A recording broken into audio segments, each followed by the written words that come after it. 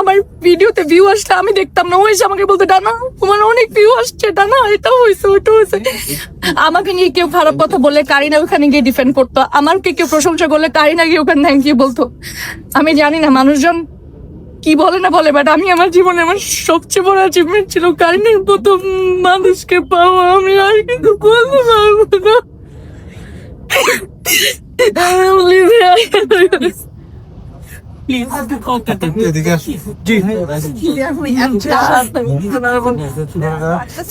আমরা কখনো চিন্তা করি নাই যে কারিনা আসলে এত অল্প সময়ের জন্য আসছে, বাট আমার কাছে আমরা এতটুকু চিন্তা করে খুশি যে ও যতটুকু চাইছে ওর লাইফটা যেভাবে লিড করতে, and the happiest person I have ever মেট।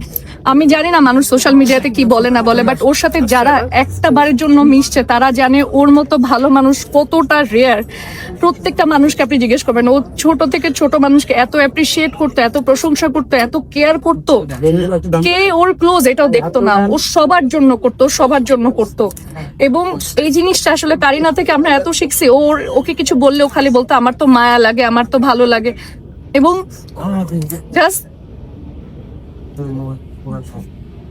10 দিনে আমার মনে হয় যে আমাদের লাইফের এদিক থেকে ওদিক হয়ে গেছে।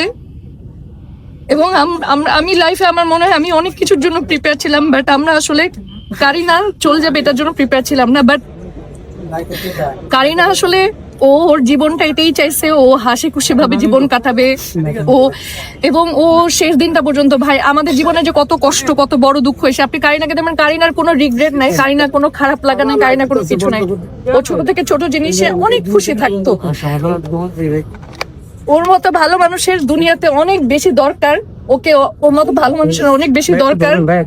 এটাই আফসোস যে যারা ওকে চিনতে পারে নাই, they are bad luck they didn't get to know her because she is one of the best human beings I have ever been. আমার এত বন্ধু এত কিছু, কিন্তু কারিনার সাথে আমার লাস্ট কয়েকটা বছর আমার কাছে মনে হচ্ছে she is my soulmate. আমাকে জীবনে কেউ এতটা প্রশংসা করে নাই, আমাকে কেউ জীবনে এতটা, মানুষ থাকে না যে এক ইন্ডাস্ট্রিতে কাজ করতে গেলে কত রকমের হিংসা থাকে, এই থাকে, ও এই কাজ পাইলো সেই কাজ পাইলো। কারিনা আমার